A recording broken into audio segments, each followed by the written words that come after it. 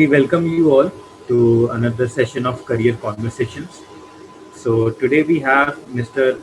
Swarnendu Chatterjee to talk to us about the developments in the IBC and the issue of personal guarantors. A brief introduction about Mr. Swarnendu. So Mr. Swarnendu completed his BBLB from the School of Law, KIIT University, and thereon he has had a very decorated career of more than a decade. He has worked as a judicial clerk to Mr. Justice Asim Banerjee, High Court of Calcutta. Then he worked as associate editor at LexisNexis India. Then he worked as senior associate with Padma Bhushan, Mr. P.P. Rao, senior advocate. Then he also worked at the chambers of former Solicitor General of India, Mr. P.S. Narasimha. In addition to all this, he is also an advocate on record, and currently he is working as a managing associate at L&L Partners. He is a very distinguished legal luminary, and he is well qualified, and we are honored to welcome him. Now I hand over to the program head of the Law, Policy and Regulation, Dr. Shiju. Over to you, sir. Thank you, Mridul. Once again, welcome Mr. Swarnendu Chatterjee, and thank you very much for taking time out on a Sunday afternoon and addressing our fellows. So I think we will take around 45-50 minutes if we can talk, then rest 10 to 15 minutes if there are questions we can spend for question answer. If that's okay with you, we can start. Yeah. Okay, over to you, Mr. Chatterjee. I welcome all the participants and all the listeners. It's a good afternoon to all of you. And you see, I'm overwhelmed by the invitation of such a distinguished fellowship program. Daksha Fellowship is well known amongst the legal fraternity. It's almost if not equal, definitely equal to the CAN Foundation.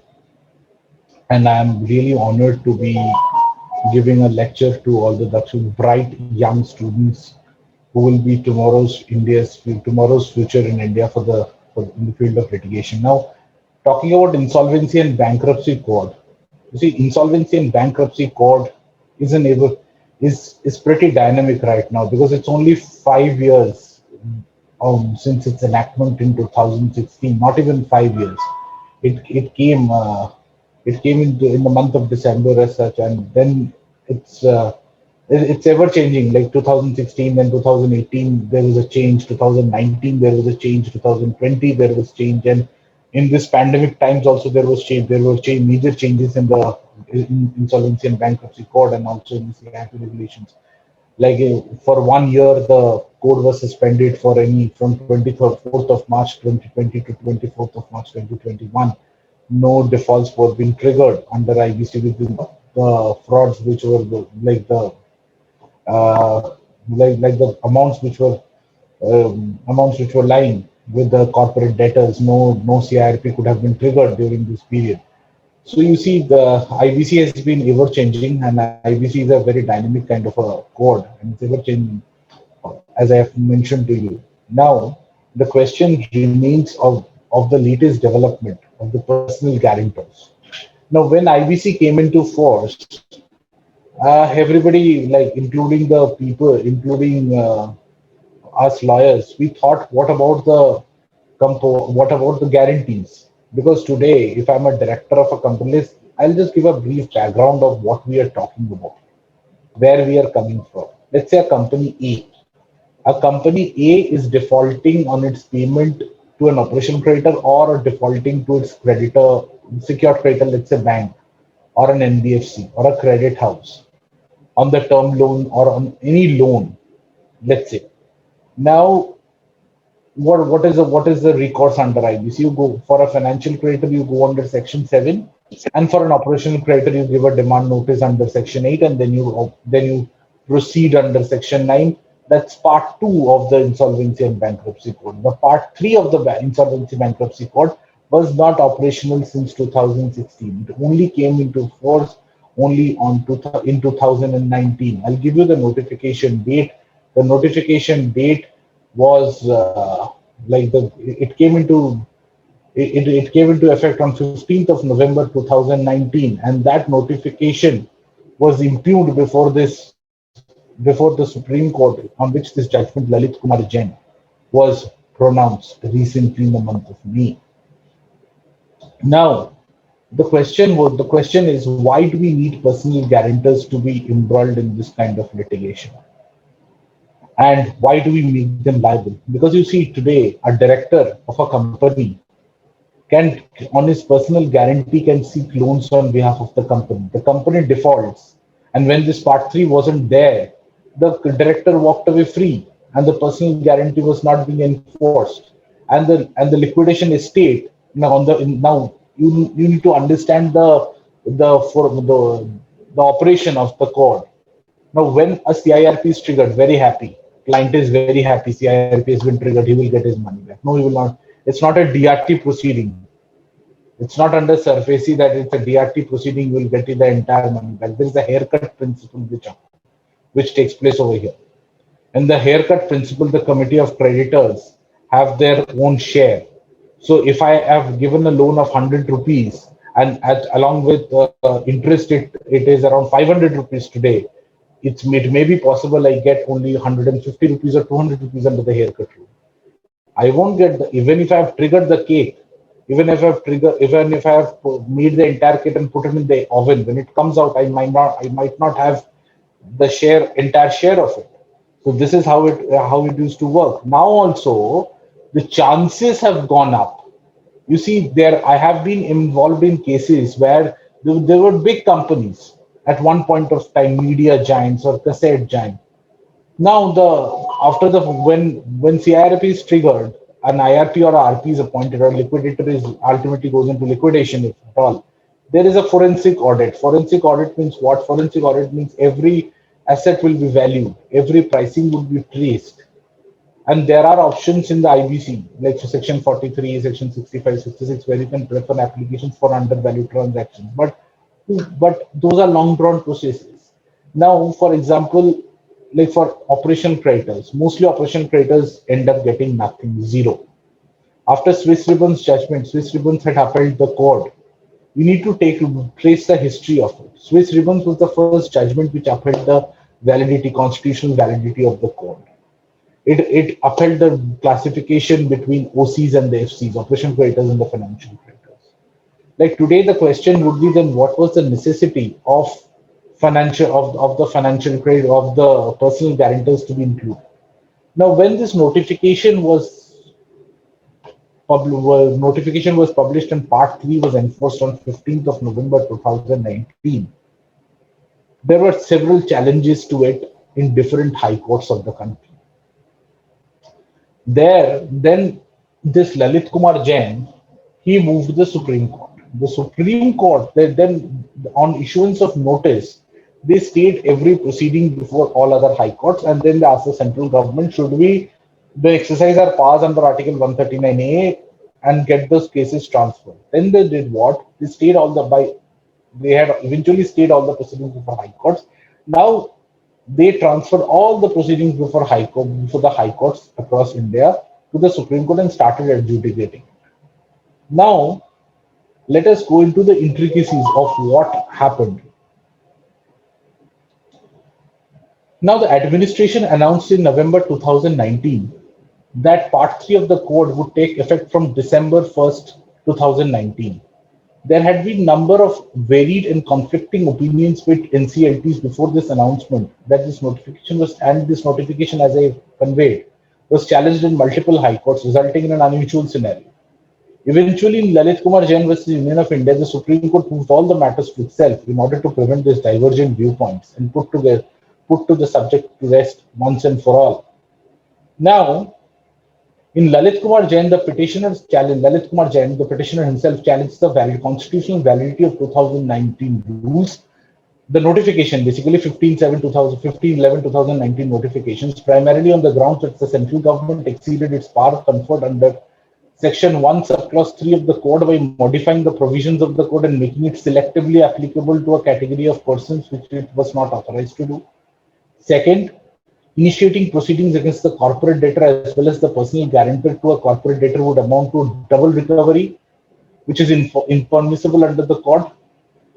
Number three, the third challenge was in case a resolution plan extinguishes the existing dates of a corporate debtor, the liability of the personal guarantor to a corporate debtor being coextensive by virtue of Section 128 of the Contract Act must also stand extinguished.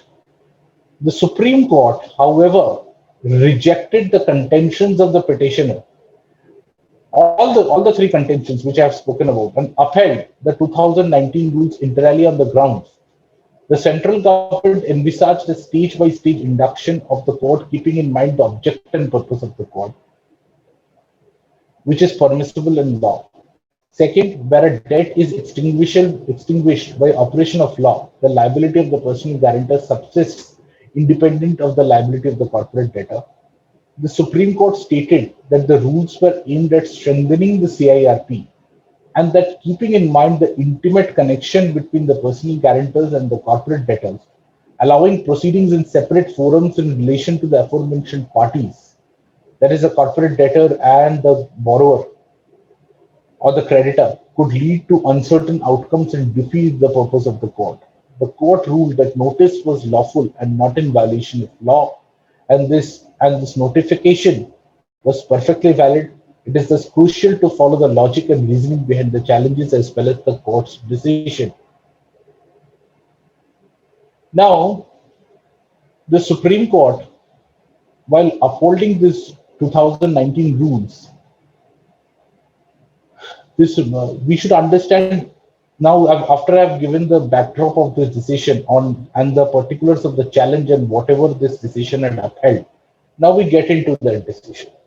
The 2019 rules, among other things, inform Section 2E of the Insolvency and Bankruptcy Code in relation to the personal guarantors to corporate debtors who are identified as a separate category of individuals in IBC, which took FIDE Amendment Act of 2018, which took effect on November 23rd. The 2018 Amendment Act, among other things, established three separate types of people: the personal guarantors to corporate debtors, the partnership businesses and proprietorship firms, and individuals with the goal of treating each one differently under the code. Part 3 of the code was made separately applicable to personal guarantors of corporate creditors or secured creditors by the 2019 rules. As a result, a creditor might file a corporate insolvency resolution process, a CIRP, against the corporate debtor's personal guarantee with the debt recovery tribunal also. Furthermore, the amended Section 860 of the code, as amended by the Second Amendment, that is effective from June 6, 2018 of the IBC, if CIRP is instituted against a corporate debtor before the NCLT, any recovery proceedings brought against personal guarantors to the corporate debtors experiencing CIRP in any court or tribunal would be dismissed. So 2018 amendment said, vide Section 60, that when CIRP has been triggered and if on that date or before that date, if there is a DRT proceeding against the corporate debtor as well as its personal guarantors, this is, I'm talking about 2018 scenario, and prior to 2018, then that CIRP process against the personal guarantors would have to be stalled.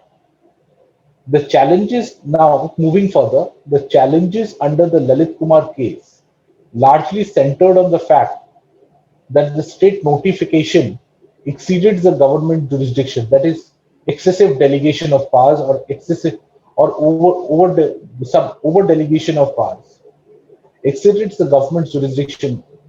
We must understand that Section 1(3) is a mandate by the Parliament. Now, we all know about the principle laid down in Rai Sahib Ram Javai Kotur, which says that the executive can do as much as the legislature. And It is coextensive. It cannot, and more so, there are principles of constitutional law as well as administrative law which states that that a legislature, that the power envisaged by the legislature or the parliament cannot be exceeded or supplanted by executive acts.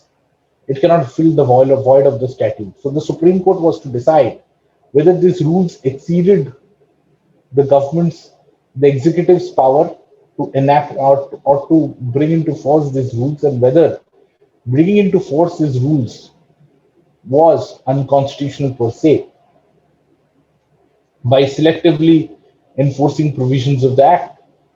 The caveat to the preceding section, which allowed the government to announce the provisions of in stages, but not particular sections of the provisions, was the reason for this.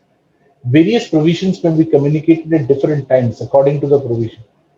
The petitioners pointed out that the contested notification makes no distinction between the process to be followed depending on whether the creditor is a financial creditor or an operation creditor. A differentiation was deemed important in the case of corporate debtors.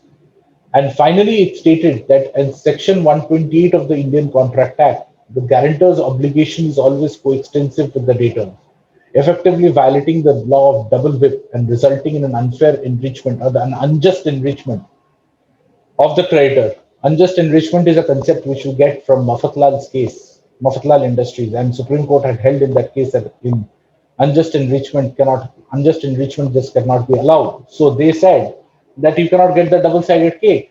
First you trigger insolvency against me, and then against my corporate guarantor. So basically, against one company, like company A, if it has a corporate guarantor, like two corporate guarantors also, the law for this notification permitted all the three CIRPs together. So that is what the challenge, that CIRP against company A does not only means against A, not against the corporate guarantors. But let's see what the Supreme Court, I have already told you basically what the Supreme Court said, but now I'll tell you the reasoning behind it. The court concluded that the proviso to section 1, subsection 3 of the IBC was not being infringed after considering a multitude of precedents on the topic of delegated and conditional legislations, as well as the executive's jurisdiction on this aspect. It did not concur or accept with the petitioner's argument, largely because of the court's design and aim. The court determined, it relied on the ministerial report, basically. The court determined that the way in which the central government notified different provisions was done to fulfill the objective of the court and to handle the priorities at hand after examining the dates on which the provisions took effect. The personal guarantors interconnected, or it stays interconnected with the corporate debtor. And because of that interconnection, it was causing problems with the resolution process against the corporate debtor. For this purpose, it modified or amended Section 60 of the Code and included provisions allowing CIRP, both the corporate debtor and the personal guarantor, to resolve with the same venue, the NCLT, the National Company Law Tribunal. Lalit Kumar Jain is seen to be a welcome move by the creditors, as now they can recover their dues from both the corporate debtor as well as the personal guarantor thereof under one forum simultaneously. Further, Lalit Kumar Jain reiterates the position which the Supreme Court had upheld in Committee of Creditors of SR Steel versus Satish Kumar Gupta, the 2019 November decision, 2019 SEC Online SC 1478.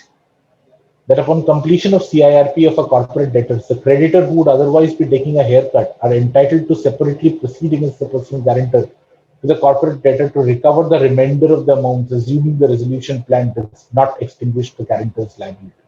So they have basically held that by process of a resolution plan, ordinarily it would end the corporate debtor's liabilities, but it would not get over, but the corporate guarantees or the guarantors under Section 128 of the Contract Act would not be extinguished, will not stand extinguished, rather shall not stand extinguished with a corporate resolution process coming to an end, like with a resolution plan.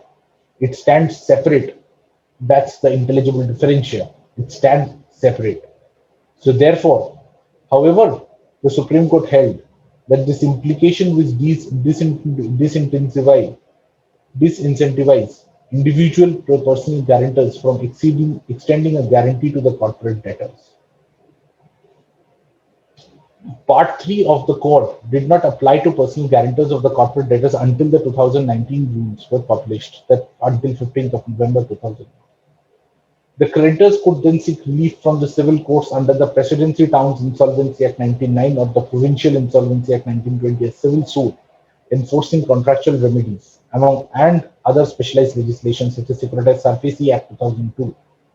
Creditors could also file cases under DRT under Part 3 as well as under Part 2 of the NCLT rules of the IBC for recovery of the dues from personal guarantors. Furthermore, when Section 243 of the Code, which aims to annul the now we read Section 243 of IBC, the Presidency Towns Insolvency Act of 1909 has been annulled, and the Provincial Insolvency Act 1920 is yet to be annulled. The avenues of recovery existed prior to 2019 rules also, meaning thereby. Now, what does this paragraph mean? This paragraph is quite simple. It holds that, see, prior to Lalit Kumar Jain judgment or prior to the 2019 notification, how would we have proceeded against the corporate debt, the guarantors of the corporate debtors? We could have gone under SARFAESI, we could have gone under Provincial Insolvency Act, we could have gone under the Presidency Towns Insolvency Act, we could have enforced specific relief under the Specific Relief Act under the specific performance for specific performance of the contract.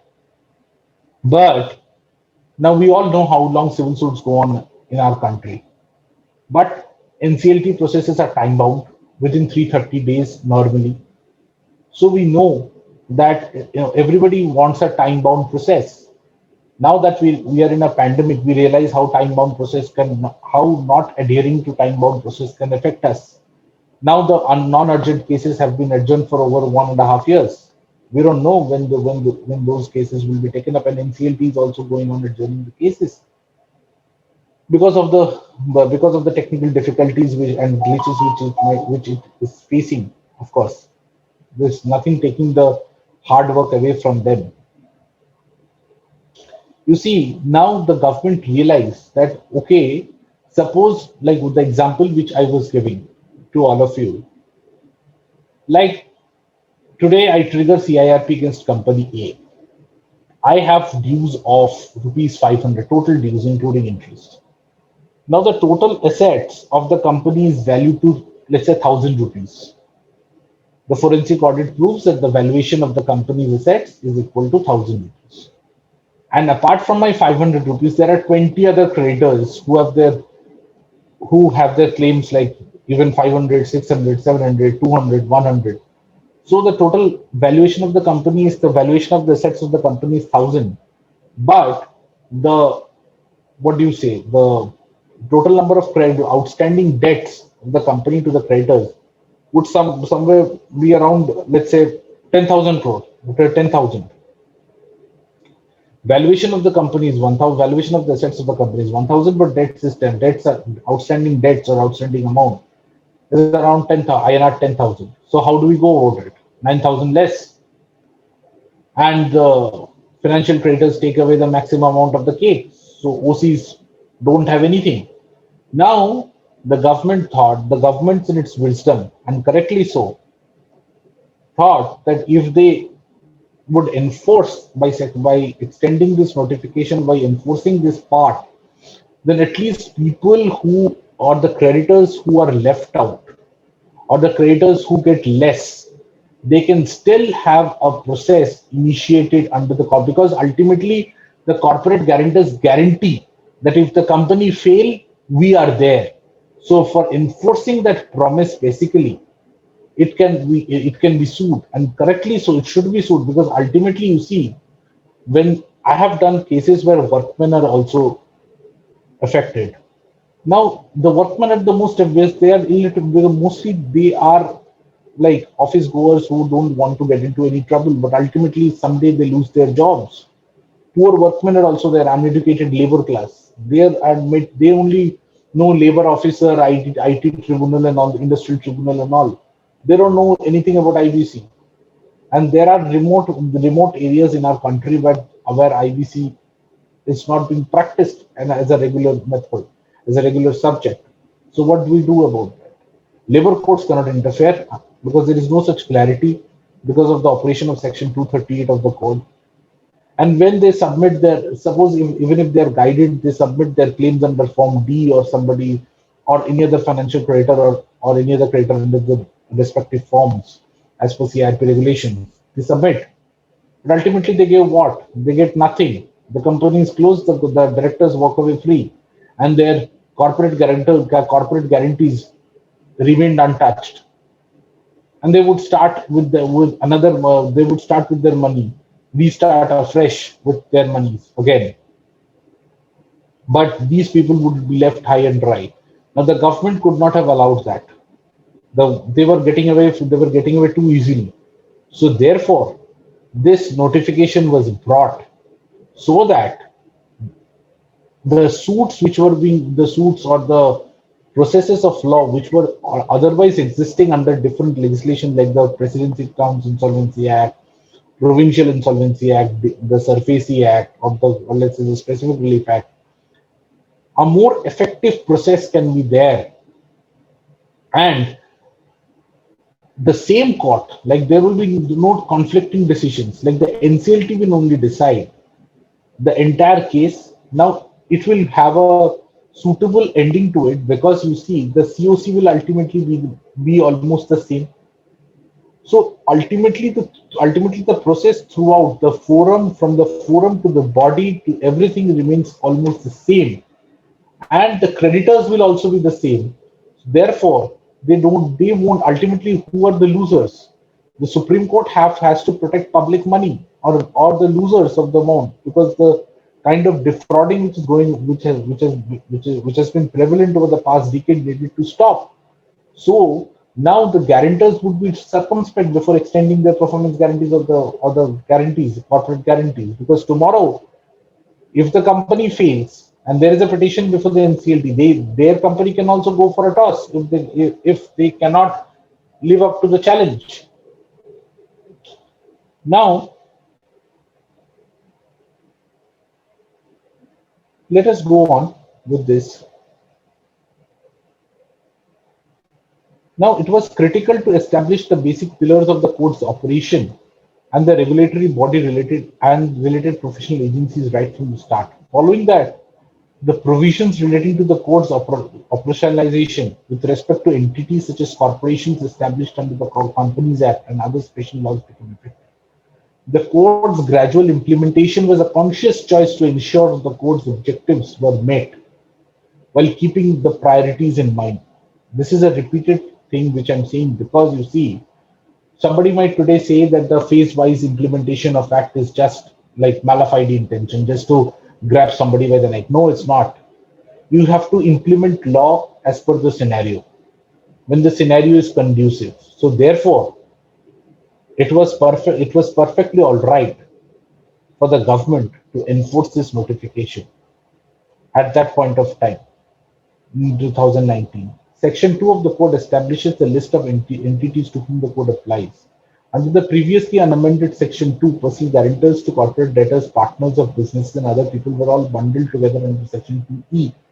However, under the unamended Section 60 of the code, the adjudicative authority for personal guarantors was to be National Company Law Tribunal, while the DRT was to be the adjudicatory authority for all other people under Part 3 of the code.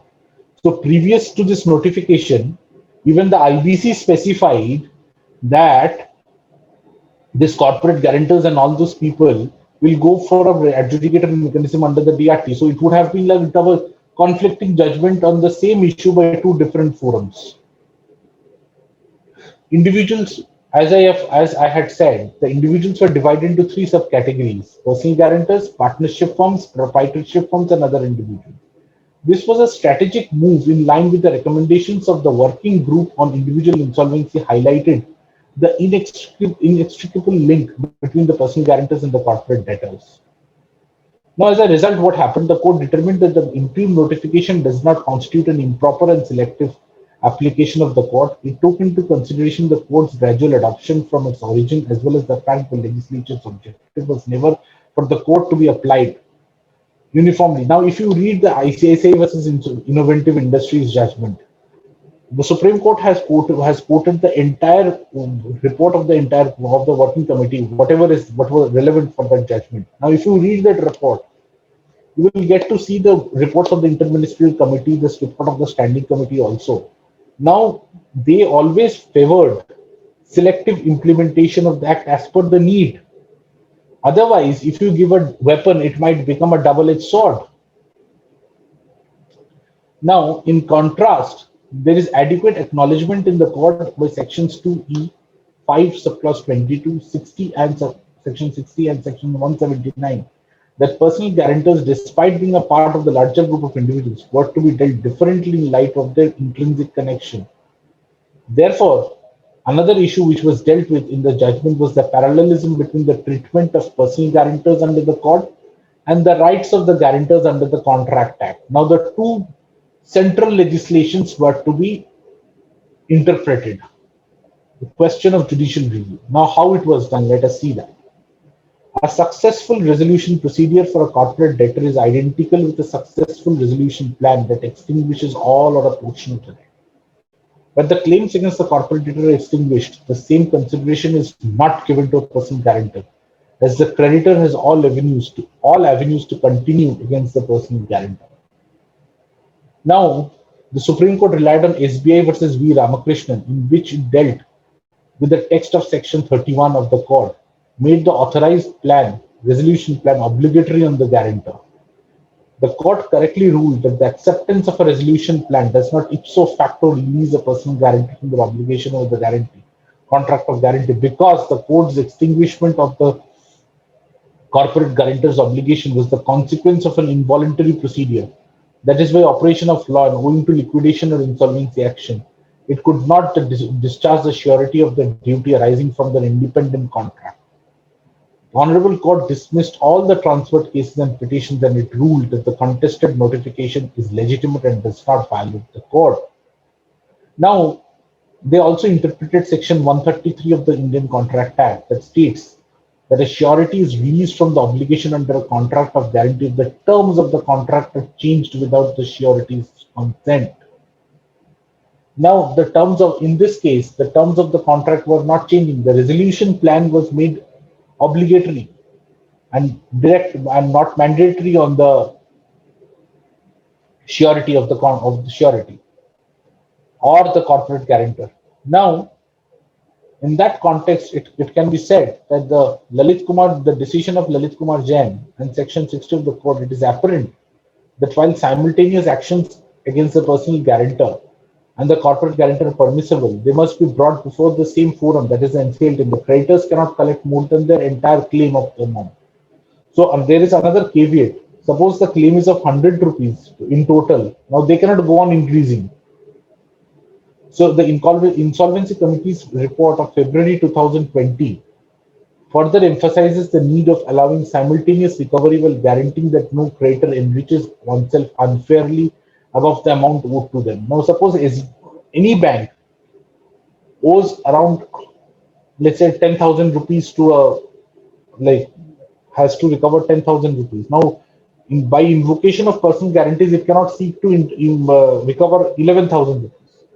10,000 will remain 10,000, but where under the haircut he could have got otherwise 5,000, now he can recover the balance 5,000 from the personal guarantee. It's not that he will recover another 10,000 above the 5,000.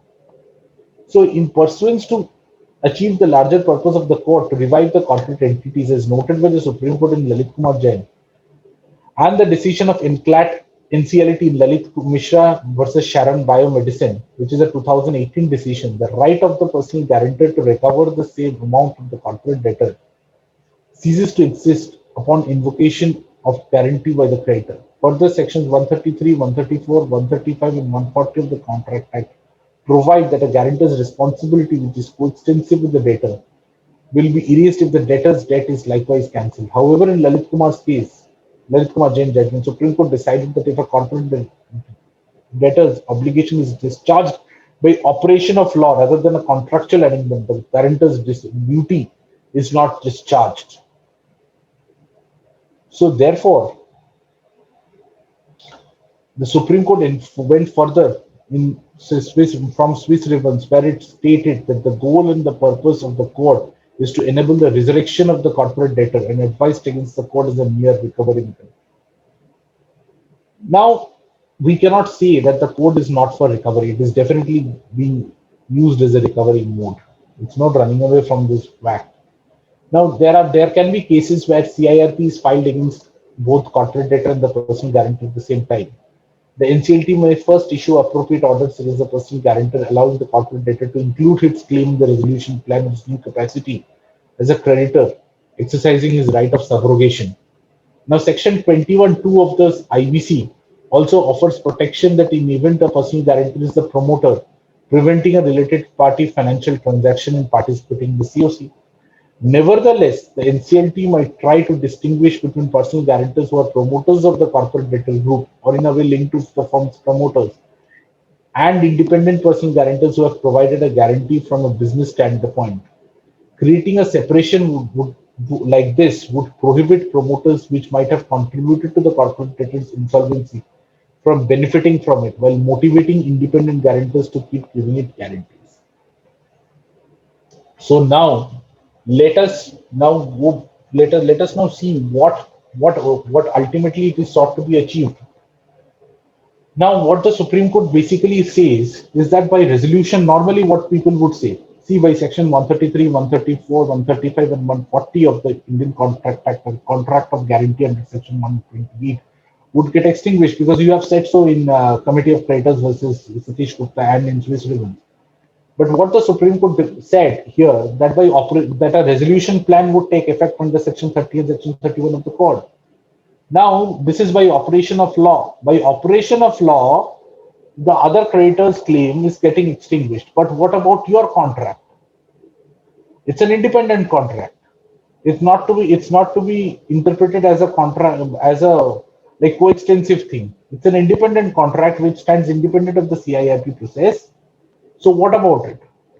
So that independent contract would not come to an end, the liability would not come to an end by the operation of law, that is by mere liquidation or by the acceptance of a resolution plan. It can still be proceeded against. So the happy isles which the personal guarantors were treading upon has come to an end.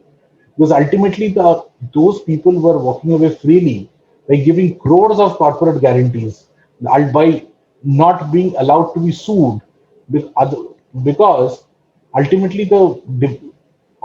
when you sue a company or you take the company to CIRP, it's a normal thing that the company's assets will be the company might not be in operation for 2 years, 3 years, 5 years. So the assets would depreciate and it would not have so much of value. It depreciates, like plant and machinery depreciates, fixed assets depreciate. Everything has a depreciable asset value. It's a written down value method or in a straight line method of depreciation. So in that depreciable asset value, you can't recover the entire amount of debt. And ultimately the losers were somehow the unsecured FCs and the OCs.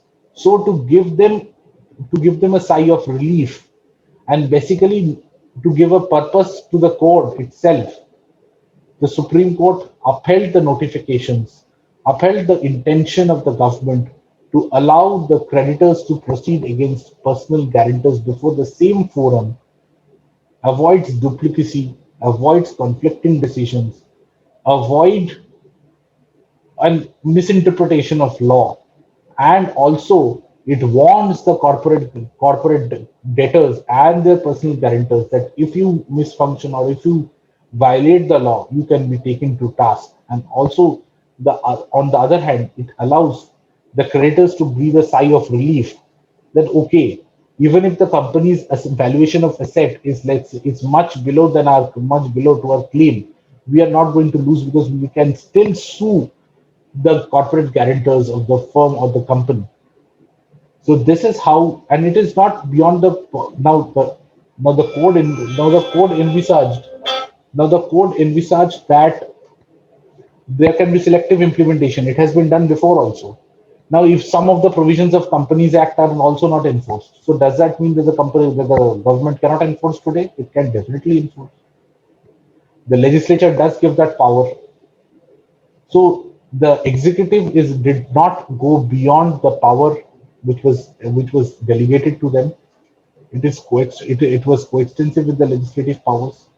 So therefore, this judgment cannot be criticized as a negative impact. Rather than it is a positive, it upheld a positive amendment to the code, which I can say as a lawyer in the practicing in this field.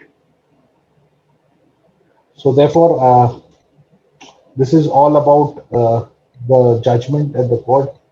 And now I think I'm open to questions. Thank you very much, Mr. Chatterjee, for taking us through the intricacies of Lalit Kumar Jain judgment and supporting that judgment, giving reasons, your own reasons, as well as very beautifully explaining the reasons given by the Supreme Court. Now it is time for questions. If you have any questions, you can unmute yourself and ask.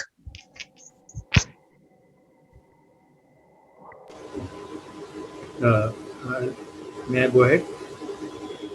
Yes, please, Mridul. Yeah, go ahead. So, sir, recently I got an opportunity to work on a matter related to personal guarantors, and my supervisor was willing to file the matter in DRT instead of the NCLT. So I did not completely understand the reason behind it, because under section 60 it says even if the proceeding is going under DRT, NCLT has the power to take it under its own guard. Now, is there any strategic benefit in going ahead and filing in DRT, or it was just a simple exercise that he went ahead? You really want me to answer that question? Yes, sir. I'll be going against my own brethren. No, not going against the brethren, sir. It's just that I'm trying to understand the rationale that. So there is no. I can only say this much: there is no legal rationale.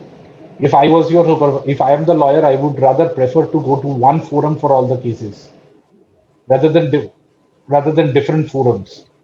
It doesn't have any. It actually doesn't have any meaning, because you see the DRT functions in a completely different way than NCLT. NCLT has a mandate of 330 days. SARFAESI doesn't give you that mandate, and there is an appeal process: DRT, DRT, High Court, Supreme Court. NCLT is far quicker. Section 60, Section 61, Section 62. It's not and there are separate, and in DRT you can move step applications after applications, appeals after appeals. There is no halt. So basically, you see, it's about the right advice to the client and how quickly you want to solve the cases. Thank you.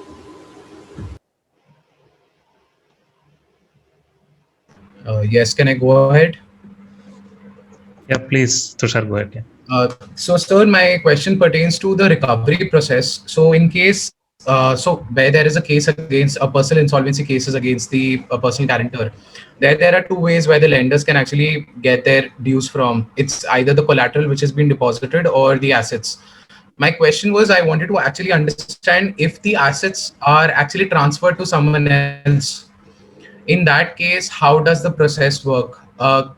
Can these properties be also attached which have been transferred, or it's only restricted towards the collateral in that particular case? Like, you are asking me of a situation where the corporate are you giving, let me understand your question first. Are you giving me a situation like this, like a company A, which is under CIRP? It has its personal guarantors also, whose amount are also there. But the corporate but the loans are against the fixed. But there are collaterals against which those loans have been given, and these collaterals have been transferred to third parties. That's what you are saying. Talking about the personal assets. So, there are collaterals, but in this case, suppose, let me put it forward like this: if there is a house of the director in his own name. In that case, you are asking whether those personal assets can be attached in lieu of the corporate in beyond the collaterals. That's what you were asking, right?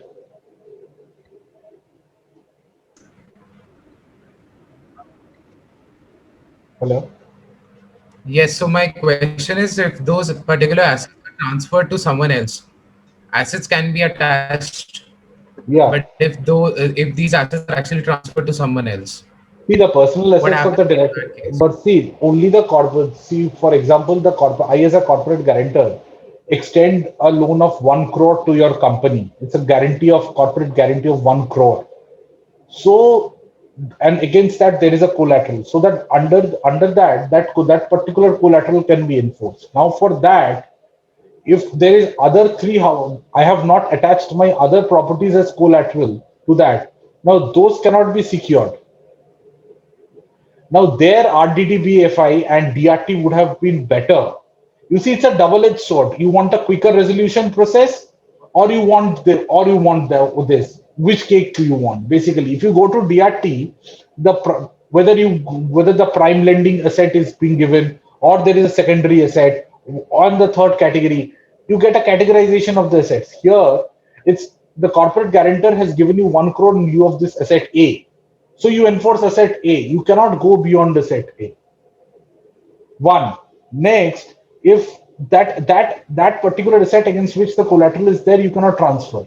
Now, if that is transferred, suppose that collateral asset has been transferred, that has to be given back. You cannot you have that will get attached. So that is why proceeds. That is why you must also come across cases where the ED is in tussle with a lot of cases in NCLT and NCLAT. Proceeds of crime under the PMLA. Now there are proceeds of crime. Now how do you attach it? Now that is why the NCLT and NCLT and as well as High Court has also today said, Delhi High Court in a couple of judgments have said that it won't, both has to be read coextensively. It does not extinguish.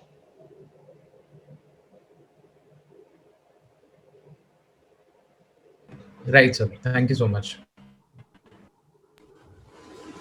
Sir, I just want to ask a question related to what you just said. Sir, regarding the proceeds of crime, that how it's a question, how do we attach it? So, has there been any stand taken by the courts as of now? It's under adjudication. Several cases have arisen. You see, it is again see. This is how it happens. You see, this is a bane for IBC. You see, NCLT and NCLAT are forums which are created by the code itself. So, what is the first principle of law? The code which creates the forum, that particular forum, can it interpret the interplay of two central legislations, which actually questions the existence of or the like position of that forum itself, what to do? It cannot. So there, Supreme Court's window of embassy properties comes in. It's a question of public importance. And there you can go to the High Court. Now today, if the High Court says, a couple of cases are pending before the Delhi High Court, that what do you do in proceeds of crime? The NCLT is also not clear on whether to stop the ED cases. They have said that no, ED cases won't stop. Now the Supreme Court in one case has said that with respect to 138, I'm saying, digressing from this fact, in 138 they have said that under section 14, 138 cannot go on against the company, but against the directors it can go on. So, these criminal cases do not come under section 14 moratorium. So taking it further from what Tushar asked, like suppose it's a personal guarantee, like it's a proceed of crime, and it has been transferred. What do? It's a third party transfer. Now the third party does not know. How do you take it back? As it is a proceed of crime, they can still attach it under the schedule. Can I ask a question? Yeah, sure. Please go ahead, Chitra ma'am. Yeah. Thank you, Mr. Chatterjee, for speaking to us. My question is not so much on, what the law says. I'm sorry, I think my battery is ending. I'll ask quickly. it's more a question of fairness quotient. What the law does insofar as personal guarantors are concerned, or any guarantor, is to strip away the concept of guarantee really under the Contract Act. And if you look at secured creditors or even financial creditors, under the CIRP process, they have a preeminent sort of position in terms of which they get their money. The fact that there is a composition with the principal debtor is of no benefit to the guarantor. And at the end of it, the creditor can proceed against the guarantor as well, which is like, well, probably getting 100% potentially or hypothetically, getting 100% of the dues owed to them. Whereas the personal guarantor is completely stripped of his or her rights, or the corporate any guarantor actually, his or her rights, under the contract. So what would your sense of, and I ask, because, it's not as if the IBC makes provisions of this sort, but it has been interpretation of the courts on these provisions. So what would your sense be of the fairness of this kind of an interpretation? See, in all fairness, ma'am, what happens is, if we look at it from a perspective of like a total concept, if you look at it in the totality of facts and circumstances of cases, now, as a corporate guarantor or a personal guarantor, you might have your contractual right to be enforced against a company, or against like your contractual right, your contract rights are there. Now we all remembered, we all remember Dworkin's theory of trumping of rights, right? Yeah. How your rights get trumped over one another. Now here, it's a question of interpretation. Like the 2019 amendment, like the 2016 Act. Now the question of interpretation being it's very easy to say the later Act will prevail over the earlier Act. It's very easy. That portion is settled. Now here your question comes in. What about fairness of the procedure? Is it fair to scrap off the contractual right in order to make other person gain? Basically. Now that portion, if you look at totality of the facts, man, that person of that gain ultimately does not arise, because you see why. In my opinion, this is my opinion, because you see FCs were already getting a fair portion of the cake. It was the OCs who were losing. There are many resolution plans which I've seen. OCs have been turned nil. But it is that OC which has triggered the CIRP. He went to the court under Section 9, but ultimately he gets nothing. The workmen get nothing. So what does the law do? Because ultimately the liquidator or the RP cannot be fastened with the liability to pay all this, nor a resolution applicant be fastened with the liability to pay all this. Now, in all fairness, what does the person do in that? Whether he places the contractual right above, or he places in the totality of the facts and scenario, he will place 100 people above a contractual right, or he will place a contractual right above 100 people. It's like looking at two sides of the coin. Now, when I look at it in this perspective, a company is going downhill, nothing is there. Now, several people are losing jobs. They will get, let's say, their salaries run into crores, but they will get few thousands. And somebody has spent 20-25 years in that company. There is no chance of hardly any chance of getting a further job or anything in this market. So this fairness gets overruled by the fact that these guarantee are enforced so that their lives are somehow seen. Leaving behind the contractual rights, you see the operation of law. Now here the Supreme Court's interpretation of operation of law comes in. By operation of law, by resolution process or by liquidation process, the company loses its identity, so the rights are over. But what about your rights as a guarantor? Your rights to the corporate debtor still remains under Section 128. By operation of law, a contractual right cannot be extinguished, but your right against the corporate debtor gets extinguished. This is somehow, I think in future, Supreme Court has to balance it out, because ultimately the surety or the guarantor becomes a loser in that point of view, because even though his company is doing well, because of his guarantee to other company, he goes downhill. So therefore, to say ultimately India has to be an investor friendly market. It cannot be a market where investors go down like this. So there, to keep the fairness afloat or to keep the public exchequer, basically this judgment, which I'm in all supporting, is to safeguard the nuances of a public exchequer or the public money. Basically, there has been frauds, established frauds by which the company has gone down. We all know Deepak Puri, Ratul Puri, all those things. They are unproved cases, but there are cases where they have 350 crores and 400 crores. Their companies are going down. So you owe money, so much money to the bank. But there, the contractual, the public, the fairness of a contractual right gets overridden by the question of public exchequer. How do you balance the rights? It's a balance of thousands of lives called a contractual right. But somehow you are right, ma'am, that down the line, Supreme Court has to balance it out. That whether a company which would not have otherwise gone downhill is being forced and strangulated to pay because of merely a corporate guarantor.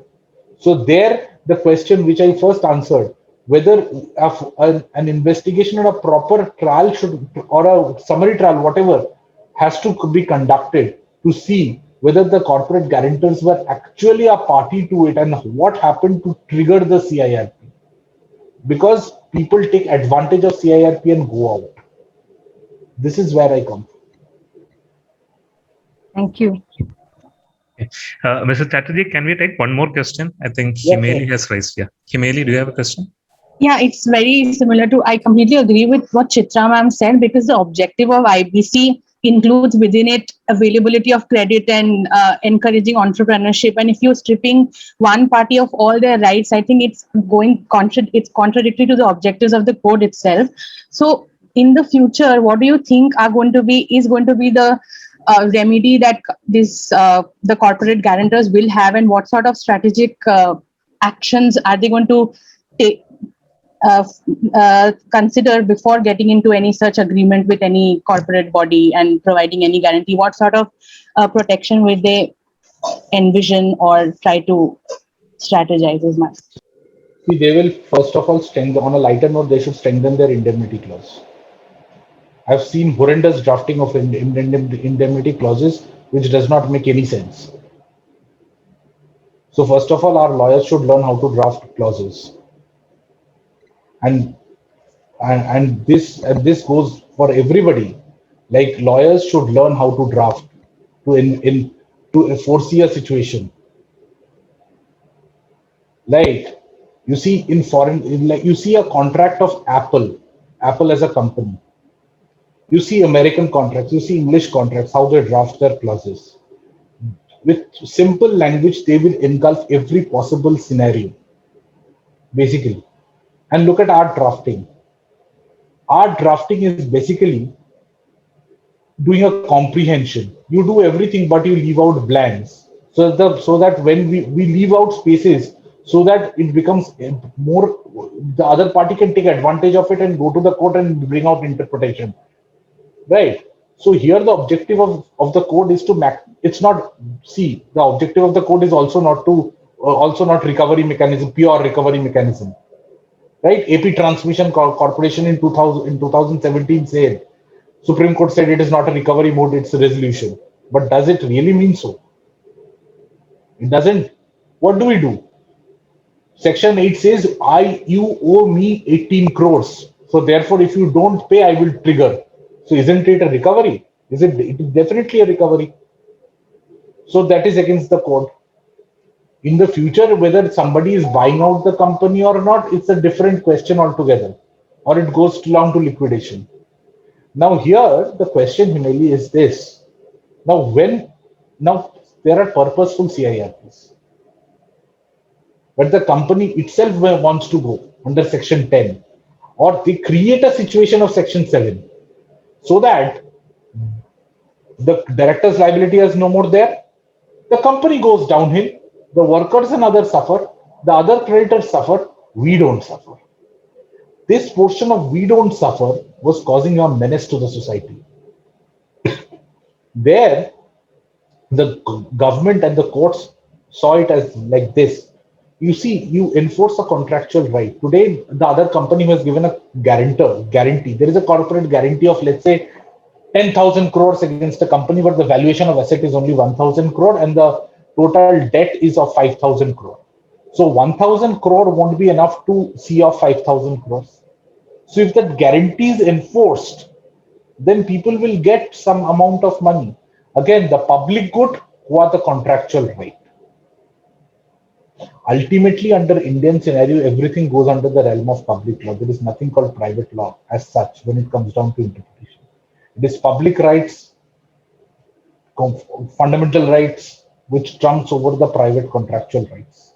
And the objective of the code. The objective of the code is maximization of resolution. Today, if you see the data, how many companies were ended up in successful resolution process and how many companies went into liquidation. You will see the figures yourself.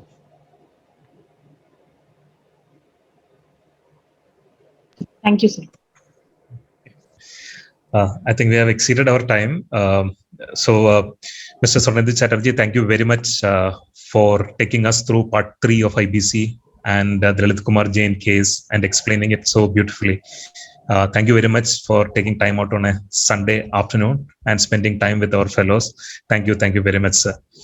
And I also take this opportunity to thank PDC for organizing this. A special thanks to all the members of PDC and Kriti Singh for organizing and getting a wonderful speaker for today's event. Thank you very much. And I also thank all the participants, all the fellows who participated in today's meeting. Thank you. Have a great evening. Yeah. Thank you, sir. Thank you, sir.